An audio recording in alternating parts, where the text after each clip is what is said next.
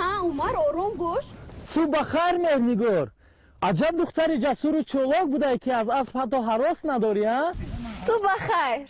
مهرنگار در باغ حیوانات خود که یکی از نقشه های اساسی خودی تو است. مقصد ایجا کردن دینозاور رو دارد؟ نه راستی گفت دینозاور رو اونقدر دوست نمیدارم چون که حیوانی بسیار بدنمود میتابد برای من برای خدا. مهرنگار اندازه پای شما چند است؟ اندازه پای من اصلا 36-37 می باشد. شاید بعد خوراک خوردن 42 می شود. نه خطا کردی 42 هم گپ است 45 می شود. بچه ها همه ما میدونیم مهرنگار راننده است همین طور نه؟ نه ما خبر نداریم. چی شما نمیدونید مگر؟ نه از خودش پرسید. چی مهرنگار تو راننده افتا مسافرکش شده ای مگر؟ نه خطا کردید من راننده تراکتور هستم. مهرنگار در حالی که قاعده ویران کنی از شهرت خود استفاده میبرید؟ راستی گپش را گویم جانی ما رو همین شهرت خلاص میکنه. مهرنگار شما میدانید که یک صفت زیبایی شما به اسب مانند است. با اسب؟ بله. خب حاضر میبینیم که من با تو مانند هستم. حاضر چشمایش مانند نیست، بینیش مانند نیست، شاید دهانش مانند باشه. من فکرم گوشش که مانند نیست، موی سرش شاید مانند باشد. بله بله.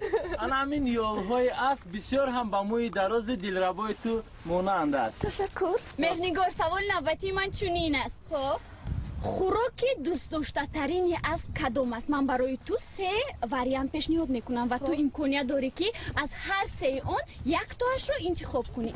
یکم استخوان، دویم ماهی و سوم باشد موش. مدتی 2 سال میشد که با اسب در اسب سواری میکنم. یگان بار با اسبم نه موش دادم نه گربه دادم نه شغال دادم. ما خوراک دوست داشته ترین اسب این شیرینی می باشد، قند، سیب و سبزی. مهرنگار وقتی که با شما دروغ میگه اما شما حقیقتی گپ را میدونید چگونه رفتار میکنید؟ خنده میگیرد و من بسیار دوست میدارم که وقتی راست را میدانم دروغ را گوش کنم کیف میکنم راستی. اگر اواده خود را در صحنه گم کنید یعنی سرود فراموش شود پس چگونه از این حالت رها میشوید؟ این خیلی حالت ها زیادن و مثل همین از کمپین کده رفتن میگیره. پس یک ترانه دلنشین با گیتار زنده اجرا کنید. حاضر که زمستان است بسیار خنک خوردم در بیرون با این خیلی لباس ها و حاضر کمتر دستم گرم شود برای شما و بینندگان تلویزیون سفینه حتما یک سرود خواهم خواند.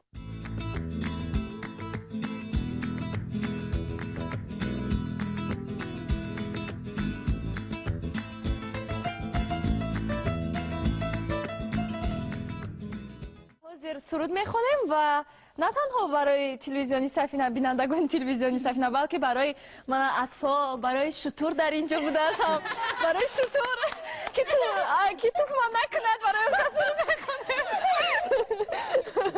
خب برای این حاضر یک سرود برای شما و حیوان‌های نازنین میخونم. اکنون گرم شده؟ کم کم بله. آماده هستید؟ بله. اول من خونم یا شما؟ خب شما خونید. نه اول از دختران سر میکنیم. اول شما. کدام سرود باشد؟ شهدی لبانه دستلی از کدام این محلی یا که تو ره گذری یا که تو نغمه گری آه دل ما را میبری تو بس هیله گری آه دل ما را میبری تو بس هیله گری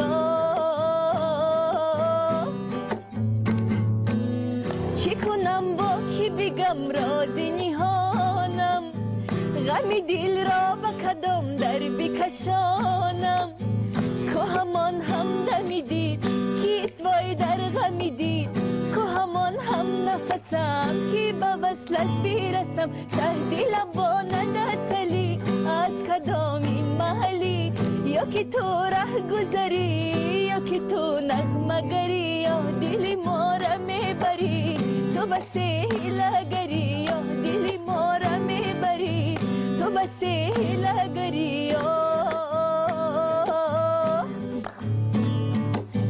همه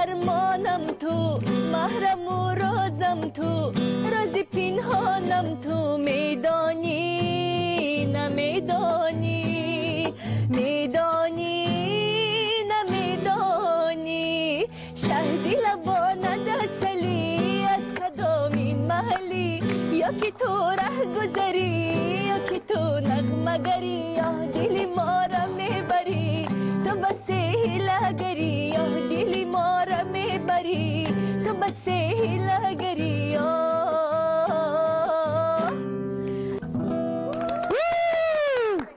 تشکر زیاد مهنگار، از دیدارت خیلی خوشحال شدیم.